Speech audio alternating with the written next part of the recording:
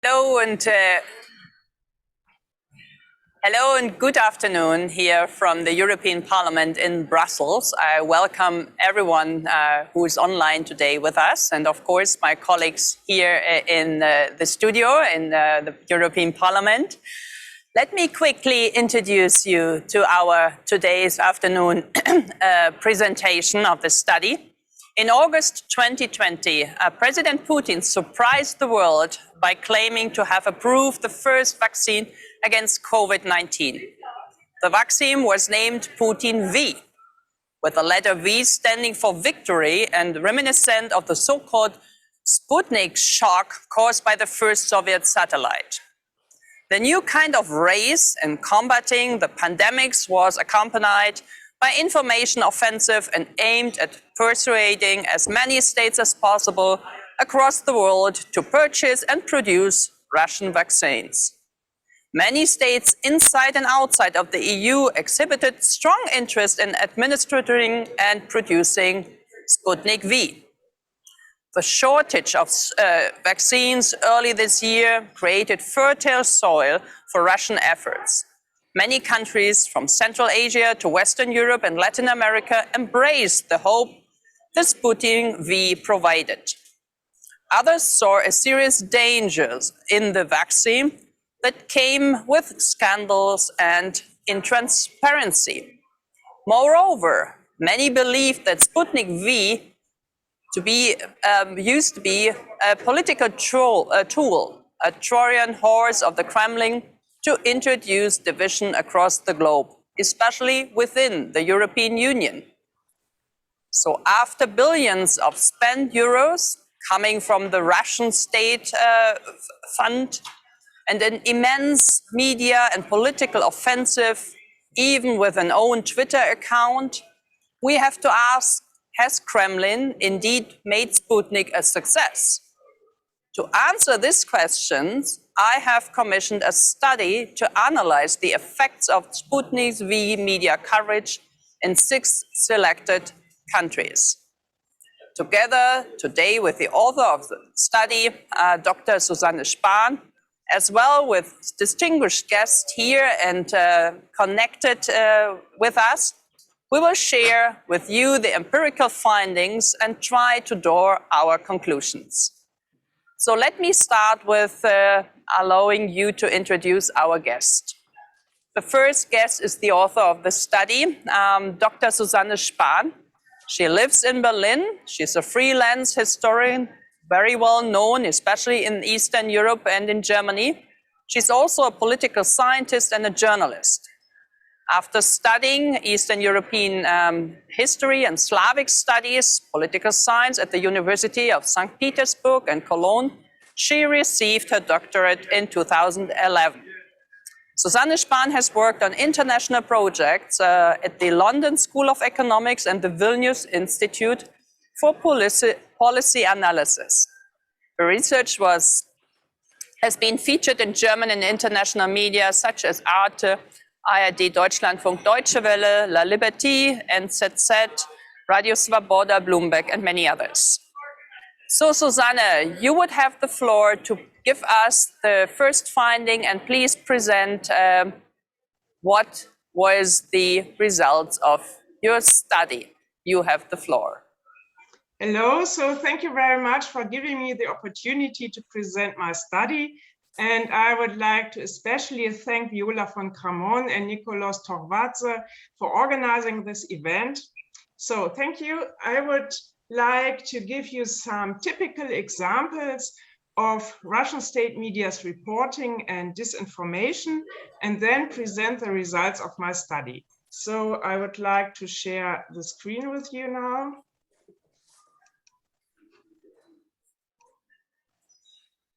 Do you see it? Yes, at least we can see this. At least picture. Maybe. Yes. Yes, now it's even better. Okay. So the selected countries were Germany, France, United Kingdom, Serbia, Slovakia, and Kazakhstan. So let me start by giving you some information on the design of the study. The aim was to give an evaluation of Russian soft power and to try to find an answer to the question, could Russia improve its relations with the investigated countries through this Sputnik V campaign? So I examined the following data: 60 reports from the Russian state media, RT and Sputnik, in the respective local languages. English. Then 60 articles from the international press, 10 articles from the independent Russian press. And the methods used were critical source analysis and also 𝗀𝘁𝘂𝗍𝘆's method of linguistic discourse analysis. This was applied to find out controversial issues, so-called gonal centers. So these are different interpretations I could find in the Russian state media on the one hand and in the international press on the other hand. So I compared them. So let us have a short glance at the reach on the internet in the targeted countries. So you can see that the whole audience comprises about 26 million users. The strongest influence and the widest reach, of course, is via RT and Sputnik International, because it's English language, and it addresses, of course, not only the UK, but also America and the worldwide audience. The second place, France, and then Germany. And you can see in Serbia, Slovakia, and Kazakhstan, the range is less because RT is not available and Sputnik isn't that spread. So what's the aim of this Sputnik V campaign? It's not to inform users about the state and the situation in the epidemic, but rather PR and public diplomacy. So the aim is to demonstrate Russia's technological lead, to show that Sputnik V conquers the world, as it is written right here in this example from 𝗀𝘁𝘂𝗱𝘆. And the Russian state media claim that Sputnik V is the best, or at least one of the best vaccines in the world. And of course, they not always give proof for that, or the proof is cannot be verified, and there are different methods of disinformation I want to explain to you. So the campaign started with President Putin's announcement on the 11th of August 2020, when he announced that Russia has registered the first vaccine for COVID-19 worldwide. So this was, of course, a surprise for everybody. And it's very important to say that the whole campaign is based on this falsehood, because actually Russia wasn't the first to register the first vaccine for COVID-19, but China. So they were the first, and they did it 2 months earlier. So the whole campaign is based on this falsehood. And here you can see some examples from Sputnik Kazakhstan and France, where it is constantly repeated that Russia is the first. And for example, here in this article on Sputnik Kazakhstan, Putin said that there is great efficiency and safety of the vaccine, and it allegedly has undergone all trials. That wasn't true at the moment, because in August, Sputnik V even hasn't started the third trial. So another falsehood. And then the proof for this, the safety, he said that one of his daughter was vaccinated with Sputnik V and had no severe side effects. So this is also a typical method of disinformation, either to give no proof at all or to give proof that can't be verified, because the name of the daughter wasn't clear. Putin has 2 daughters, and of course nobody can verify the side effects of these daughters after vaccination. So it's very typical for the reporting a strong polarization. So on the one hand, Sputnik V is depicted very positively, and on the other hand, Western competitors are portrayed very negatively and are denigrated. So there is so-called black PR used, what is this called in Russia. So here you can see a typical example of this black PR to publish these sort of charts and to state that BioNTech Pfizer is connected with high death rates. Here you can see it, this high number of deaths. And you can just see in small print, the third point, that there is no clear link between vaccination and death has been found to date. So there is no connection, and it's written just in small print. So the majority of readers won't see it probably, and just will see this high numbers. So this is another method. And also to indicate sources, for example, different reports from governments, for example, the UK government. And then I analyzed these reports. So Sputnik stated that allegedly the UK government warned their citizens of using BioNTech Pfizer, but the opposite was true. The government recommended using all vaccines, including BioNTech Pfizer. So this was this typical example where sources were falsely interpreted. So typical for the reporting is also strong polarization concerning actors.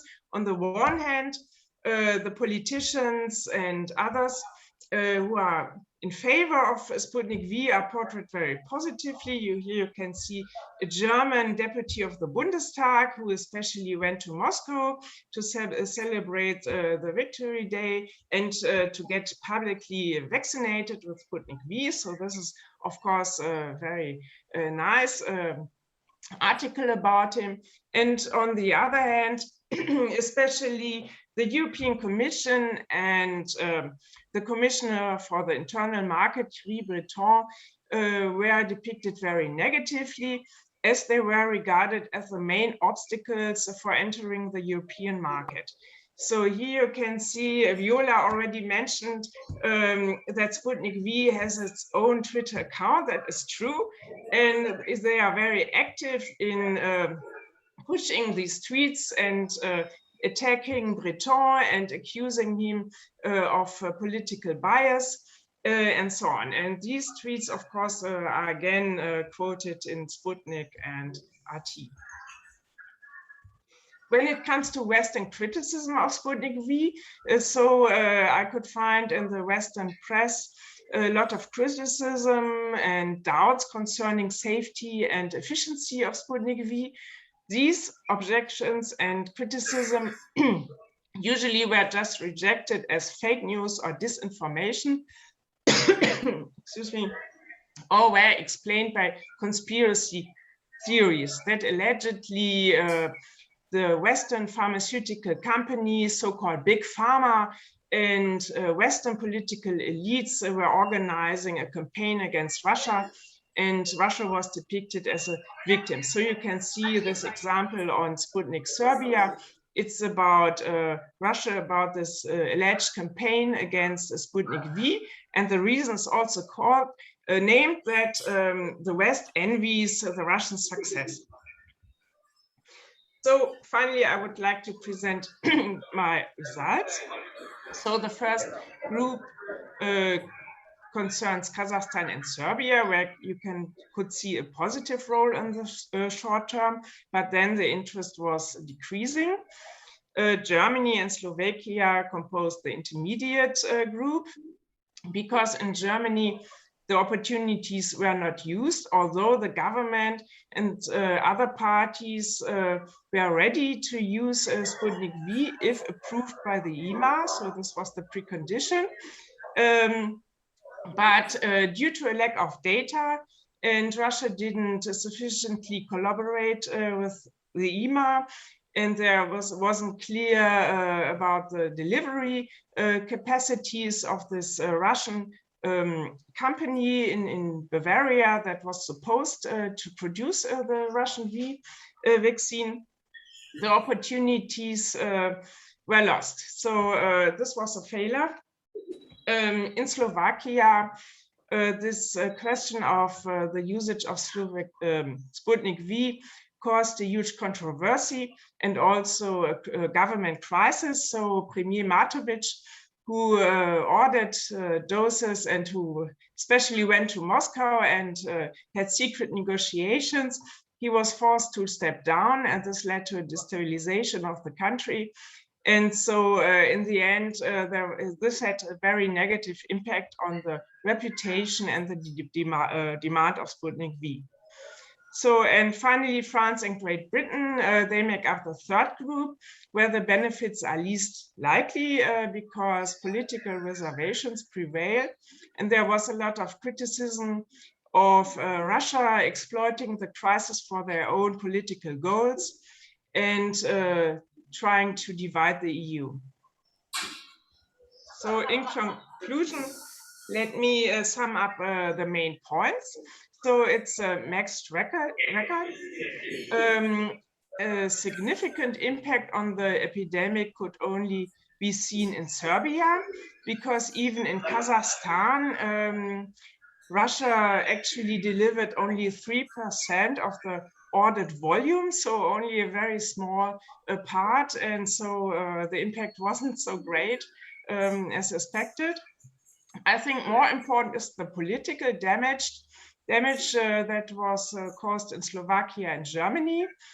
And this is a success for Russia, as ties with the EU were weakened, of course, at the end as a result of this controversy and government crisis in Slovakia. So I think it's also important to mention the negative impact on citizens' attitudes towards vaccination. And this is also a problem for Russia, of course, where the trust in vaccines and Sputnik V is very low. Then it turned out that Russia is not a reliable partner for the EU, because Russia spread RT and via RT and Sputnik and also these Twitter accounts a lot of disinformation on the EMA and the EU, and the cooperation with the EMA was not sufficiently, of course. So I think the whole Sputnik V campaign is a loss for Russia's credibility and reputation in the EU, because the technological lead wasn't proven. And on the contrary, I think the Sputnik V campaign raises more questions than it can answer. So finally, I would like to finish my presentation with a slogan, RT slogan, question more. And well, I'm ready to answer your questions. Thank you for your attention. Okay. Thank you, Susanne, not only for writing the study, but also presenting the main findings, the results. I will give now the floor to my colleagues here in Brussels in the European Parliament. I'm accompanied by two colleagues. First of all, it is Rasha 𝗀𝘂𝘁𝘂𝗱𝘆. Exactly. She is a member of the European Parliament from 2019 on. She is a member of the European People's Party. She is now the vice chair of the group, and she has been served as a defense minister for Lithuania before, and was also member of the 𝘀𝘁𝘂𝗱𝘆 from 96 to 2019. So she's well experienced in politics as such. But she is also the deputy chair of the Committee on National, or she was the deputy chair on the Committee on National Security and Defense, and also on the delegation to the NATO Parliamentary Assembly. So, Rasha, what is your perspective on this study? How would you see this Russian conduct? Was it useful for Russia as a soft power? Has it worked as such? Was it an instrument which then finally worked as a Russian hybrid attempt to destabilize, for example, Lithuania's and other member states, the neighbors of Russia, and how dangerous would you see this kind of information, disinformation campaign around the vaccination? And also, I mean, it discredited the Western vaccination, but how was it perceived from your perspective? Yeah, thank you, first of all, Viola, for inviting me for that very important discussion, and thank you for the report or investigation on that. And we, of course, we in Lithuania, we can follow everything live because I can understand Russian, and TV channels are open, so-called Kremlin media, how they started everything, and was following exactly what was already said. And a few words just to discuss, first of all. When we use the terminology soft power, usually we internationally understand this as some kind of positive, as positive attempts for positive purposes of one or another country. I have no very good proposal, but for me it's what happened with Sputnik, or not only with Sputnik, all these disinformation or campaigns, from Russia, for me reminds more dirty power than maybe soft power. So maybe we can investigate some kind of new terminology when we speak about Russian attempts.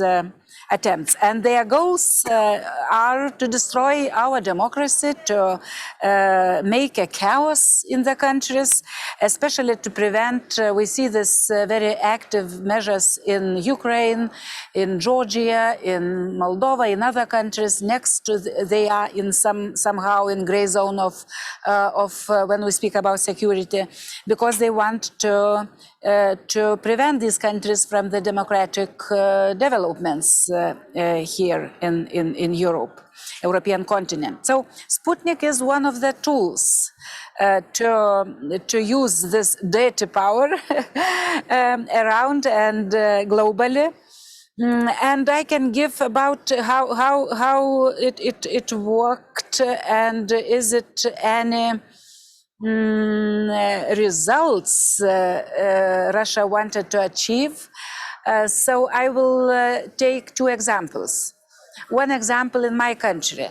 We have one region in Lithuania around Vilnius. People are watching until now. The main TV outlet for them is, unfortunately, our Kremlin outlets. They are watching, despite that they speak Polish, but mainly they not like to watch Polish TV or outlets, but they used to watch Kremlin outlets. And the result is that the less vaccinated people in this region, when we see Lithuanian map, and these people, many of them are asking for Sputnik. At least it was in the very beginning of when we got vaccines, together with other EU countries, and until now, unfortunately. So I can say that there are some influences from these channels, and people believe on what's going on. And now another one example. I was watching this campaign since the very beginning on Russia's Kremlin's outlets. And it was both two processes together. One is brutal campaign against Western vaccines, against Pfizer especially, against Moderna, against other vaccines, and together positive about Sputnik. But the result is today that Russian people are less vaccinated in the European continent even. They don't trust vaccination at all, more than the others. And of course, this tool became a problem for Kremlin itself. And today, what do we see today on those outlets? That they are promoting vaccination every day, starting from President Putin and other people. They are trying to convince people to be vaccinated, despite that in the very beginning they were telling terrible stories about deaths and all these problems they created, maybe artificially, with the vaccination in the West. So this is my conclusion. Maybe if we speak about this dirty power from Kremlin on vaccination, on Sputnik, is that they lost. Maybe they got some benefit they in some countries, like it was mentioned, Serbia or Kazakhstan, but totally they lost, especially lives. They lost many lives of their own people in their own country. So these games are very dangerous for Russia itself, for Kremlin itself. Very interesting. So it was not a win-win situation for Russia. It was even a lot of investment and not really the result, the outcome, the revenues they had hoped. Now we return to Andreas Schieder. Andreas is from the Socialist Group, and he is also has a long career in the national politics.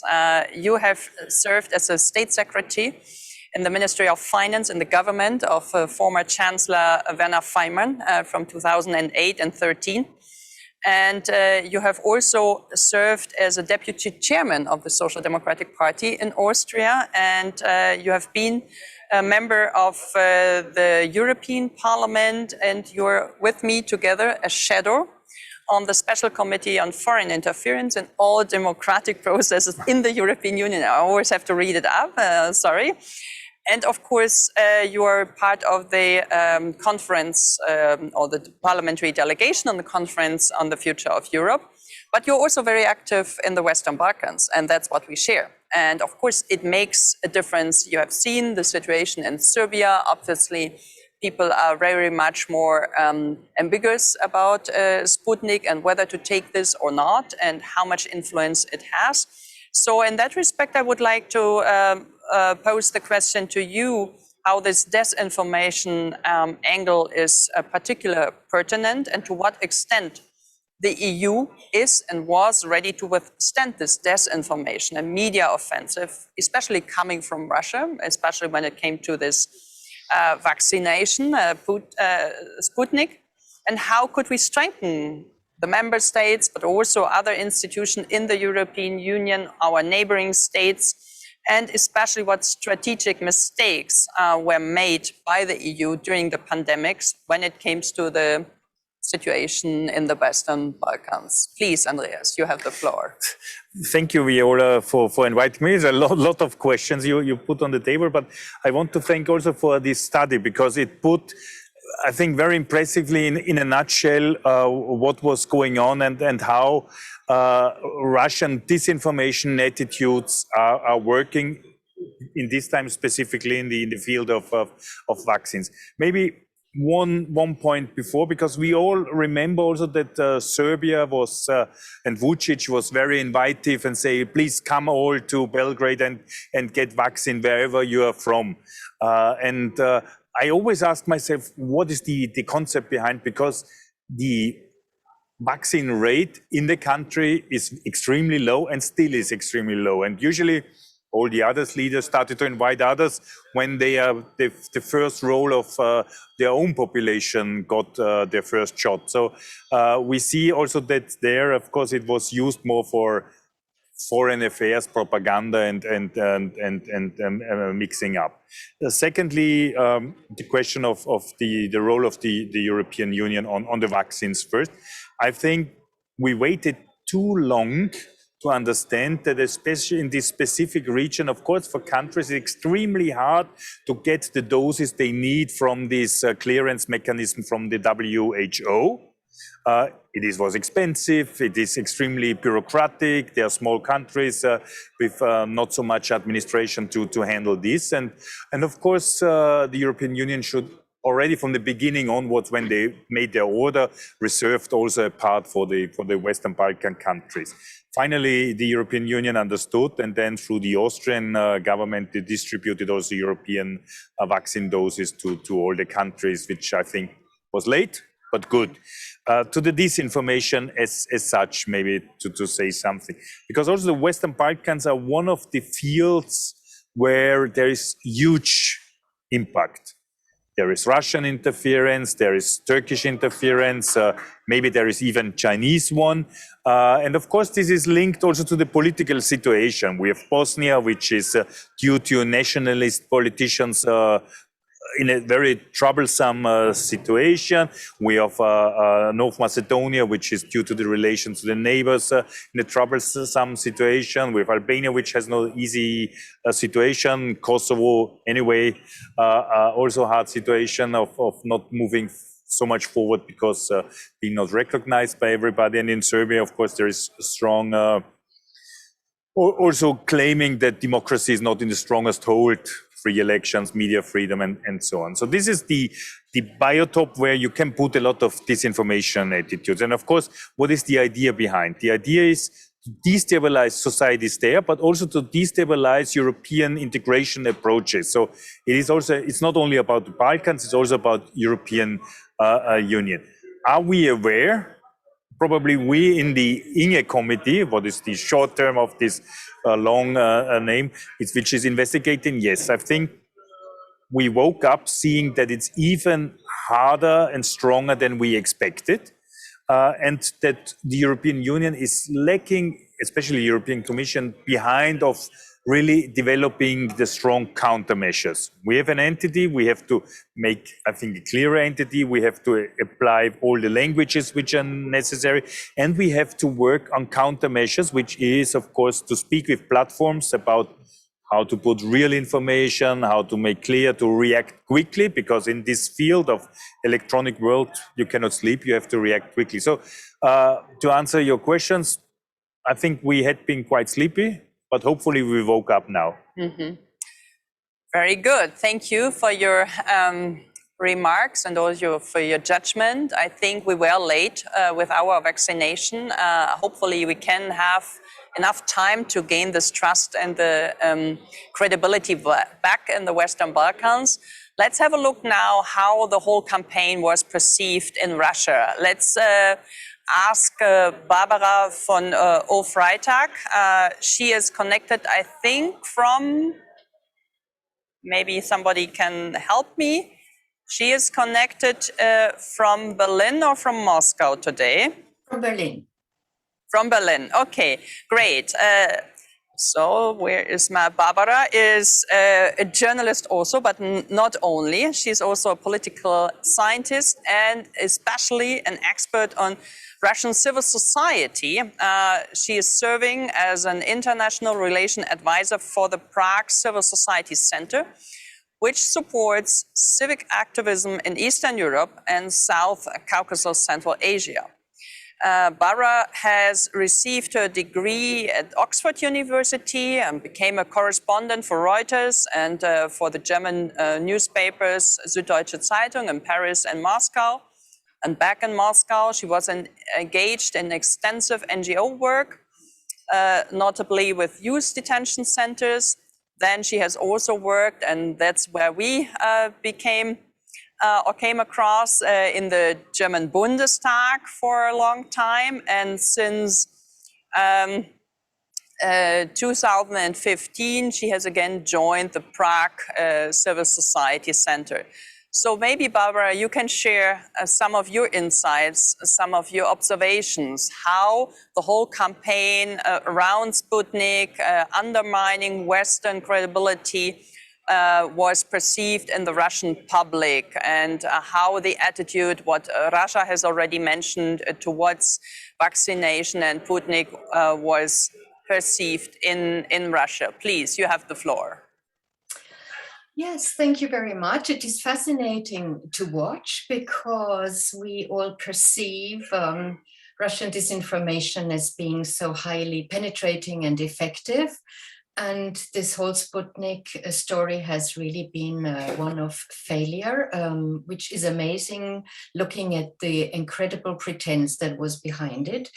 As I understand it, for the EU part, it's very interesting because the disinformation that Russia is so good at has made it obviously quite weak at actually providing fact-based and straightforward information, because I understand that this whole approval process has been hampered by the provision of proper raw data, by proper calculations, by transparent information. So actually, if you only do disinformation, you get bad at you get bad at the real act of information, which I think is interesting for us to watch.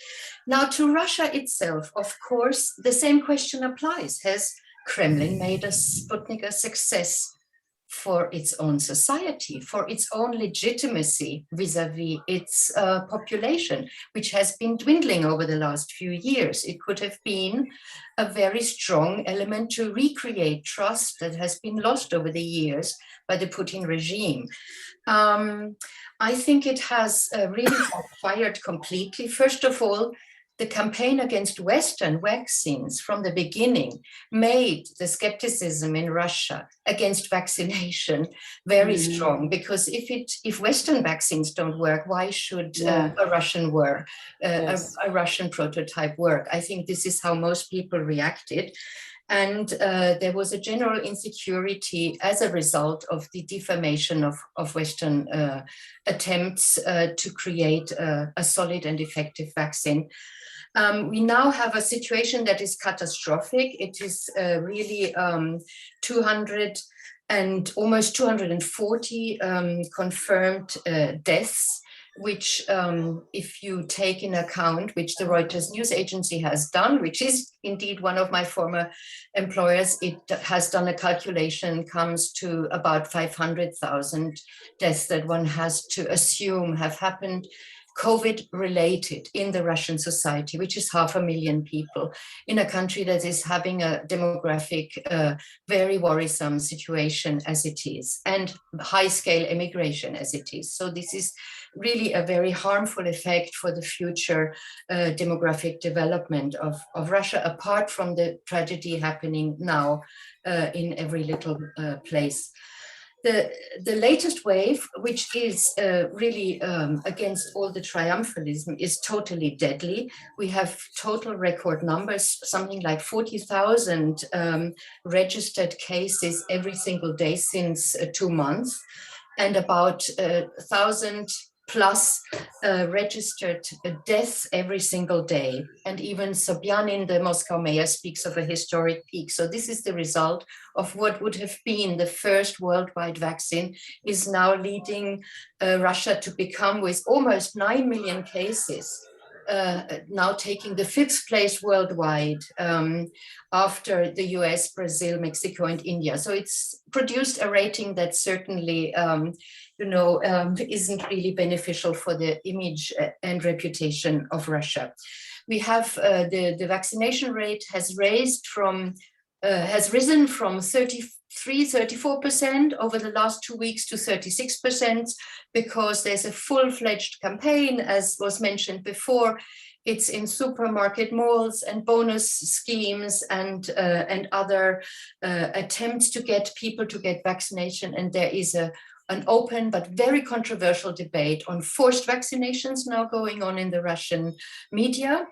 I think there is despair to get this under control, and public opinion is totally divided on compulsory measures, because this is the second attempt or second backfiring of conspiracy and disinformation, is that Russia is full of conspiracy and and disinformation theories about vaccines. Even the medical staff, there have been polls about doctors and medical staff, and they produced a finding that almost half of the medical staff didn't from the start believe in the efficiency of Sputnik. And there you really have a problem if you lose your medical professionals on the attempt to sell this vaccine to your own population. So behind that, of course, is a deeper trust crisis that is now part and parcel of Putin's system in Russia. People do not trust the authorities as they used to in the first part of Putin's long era. They had a social contract with him based on stability and then on getting Russia big and great again. But the Crimea factor evaporated in about 2017. And since then, there has been eroding trust, which all the polling shows. I can't go into detail, but we now have about 50% of people expressing open distrust of anything the government does. So this is the deeper background behind the distrust in the vaccines, coming, of course, from the official side, is a communications and trust breakdown between large parts of the population in Russia, of society in Russia, with a system that in fact has no soft power to offer to its own society. It has shifted, as you all know, in the last year to an openly aggressive and brutal behavior towards any dissenting opinion. After only judicial and legal repression, we now have the use of torture, physical violence, and an absolute a physical threat to any type of independent opinion and activity. And this is, I think, the attitudes towards Sputnik and the terrible mortality we have in Russia is on a deeper level an expression of this distrust. So we have the irony that people actually are going to Serbia out of all places. Those who can afford, there's now a tourist packages being offered, and those who can afford it fly to Serbia and have a 3-week break that they take in account to have 2 vaccines because Serbia offers the whole range from Russian to Chinese, but also Pfizer and Johnson and AstraZeneca. So it is a haven of vaccinations. And the elites now go to Serbia to get a Western vaccine. And there's a big discussion, and I think we will see this. 𝘀𝘁𝘂𝗱𝘆 newspaper has already reported that Russia is about to finally lift the restrictions on imports of Western vaccines. In order to get this crisis under control, we have the irony that instead of Sputnik flying to triumph and victory, that we will have Western vaccines with a huge delay, probably imported into Russia to serve in a crisis of COVID that is unprecedented. Okay, very interesting. Let me just raise one question to you directly, because you said now you explained that probably there will be the permission for Western vaccine be imported towards Russia. I have heard, maybe this was also part of the disinformation campaign, that people who are not vaccinated with Sputnik will be rejected and treated in the same way as we treat people in the European Union who are not vaccinated with EMR certified vaccines. Have you heard anything about that? Does the Russian government for traveling? Yes. You mean? Yeah. Yes. I mean, yes. The whole problem of not being able to travel, I think, is what is triggering this vaccine tourism that you now have. Is what I read, the interviews that I've seen, people express this feeling of being locked in and not being able to move around the world, and the elite was used to be, if they were not sanctioned, they were used to, and they have a lot of their assets in the West, and they have been cut off by this virus. So I think there is a demand in the elites to become acceptable again through the right vaccines, which at the moment, while the EU has said the approval will not come before 2022, and the WHO approval is also pending. So they actually have to get Western vaccines in order to travel to our parts of the world. No, that's what I understood, but I heard on the opposite, that the Russian government treated our Western certified vaccines the same way as we treated Sputnik. Is that true, or is that just a myth? I don't know of people, Okay. but I think travel has been so severely limited between Russia and the EU as a result of COVID and the generally very bad relations, that the few people I know who have traveled from Berlin are certainly vaccinated with Western vaccines, and I've never heard that anybody has been barred from entering Russia with only, in inverted commas, a Western vaccine. I think also that would be untenable as one prepares and as all the other as all our vaccines have had international approval. So I think there will be a re-legitimization of all the Western vaccines that were part of the dark and black PR that Susanne describes. Very interesting. Thank you so much for these insights and sharing your experience from Russia. So we switch now to our last distinguished guest for today, Mariusz 𝗀𝗡𝗀. He is also from Vilnius. He's an independent expert focusing mainly on Russia, but also on the Eastern Partnership country, but also on Russia's malign influence with almost 30 years of his experience in the field. So he has worked for different think tanks. He was a journalist spending years in Washington, and he's the author of the book Weaponizing Kleptocracy, Putin's Hybrid Warfare. While some people speak about also hybrid warfare when it comes to Sputnik and this discrediting of the Western vaccines, so he's the right person to speak with. And I would like to give Mariusz the floor and sharing some insights on this hybrid strategies to destabilize the European Union, particular this disinformation and media campaign focusing on the current pandemic, and maybe a brief assessment on the media campaigns in the EU Eastern Partnership or neighboring countries such as Ukraine, Belarus, Moldova, and so on. So please, Mariusz, you would have the floor for the last 6 to 7 minutes, because then it will become pretty loud. Our plenary debate will start, and you will hear the bells ringing in the background. Thank you very much. I would like to thank organizers, and I would like to congratulate Susanne for this study, which is very important. But I'm afraid I can't agree, at least fully agree, with this general assessment I have heard from my colleagues here, that Sputnik as such was a failure for Russia, and these campaigns against Western vaccines or disinformation campaigns were a failure as well. To my mind, we sometimes still misunderstand what Russia is and what they want to achieve. Therefore, I would like to support, first of all, I would like to support Rasa Svikhtiyevich this discussion about the term soft power. We are at war with Russia, and we should admit that. And soft power is not any tool of a war. It's not a weapon.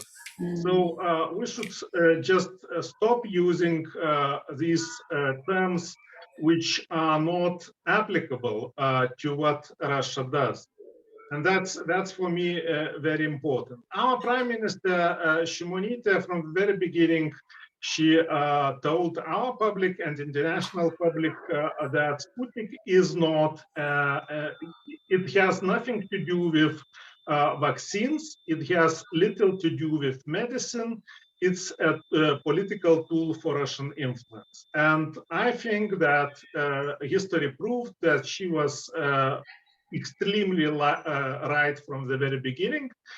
And now we have a situation which, of course, we can make an assessment that in some parts, Russian campaign, which concerns Sputnik and all this disinformation campaign, failed.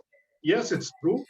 But on the other hand, when it comes to Russian malign influence and disinformation and all other malign activities, we should take it as a complex. And when we take it as a complex, I'm afraid that we still don't realize how much Putin and Russia achieved using this pandemic, not just Sputnik, but a pandemic as such, as a situation for their malign influence.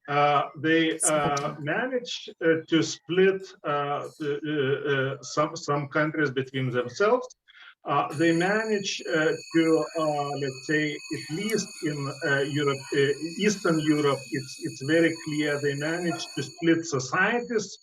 Our own societies in the Western countries. It's the case in Lithuania. It's the case in many other countries. They're using not just Sputnik, they're using not just disinformation campaign, they're using Western politicians and other Western actors in order to achieve their goals. And when we took all this into account, my assessment would be that Russian malign influence during the campaign was quite successful. When it comes to Russia itself, again, we still try to think about Russia in our Western terms. We think that Russia as a normal Russian government, as a normal Western government, cares about people who have died, but it's not true. People's lives in Russia cost nothing. For this mafia regime, it really costs nothing. So they are mostly interested in the stability of their own regime and keeping power in Russia. And in this regard, if we see, let's say, these protests at the beginning of this year after Navalny was arrested, and if we compare what has happened now, even after these fraudulent elections, we see that they are completely in control. So even if these things which were already mentioned in Russia, and they are true, that 500,000 people maybe have died, they have real problems with vaccination and with making in control this particular pandemic situation. For them, it's much more important that they are in control politically. So this is, for me, the most important factor which should be considered. So my assessment, just putting it in a very short way, my assessment would be that we should try to analyze all these things in a complex way and to think about this malign influence of Russia much more seriously. Sometimes we underestimate our enemy, and Russia, unfortunately, is an enemy. Okay. Thank you so much, Marius. Thanks to everyone who contributed. Let me put together that I think the study brought more clarity on the effects of the so-called first vaccine coming from Russia, Sputnik V, to different countries. I would say there was a mixed picture of what we have seen. The effects were not really clear. What we have heard from Russia, clearly it was more like a boomerang. It came back.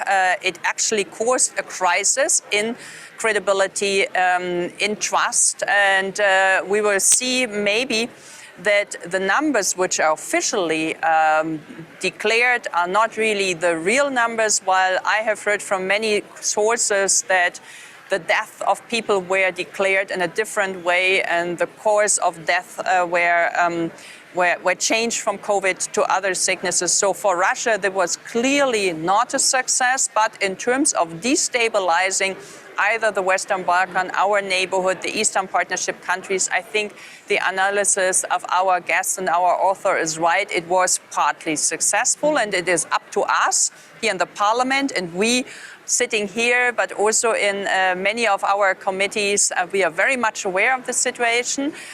We are very sensitive to this situation, and we also have already drafted a report how to build up resilience, how to come up with better coordination amongst EU institutions, member states, different agencies, and so on.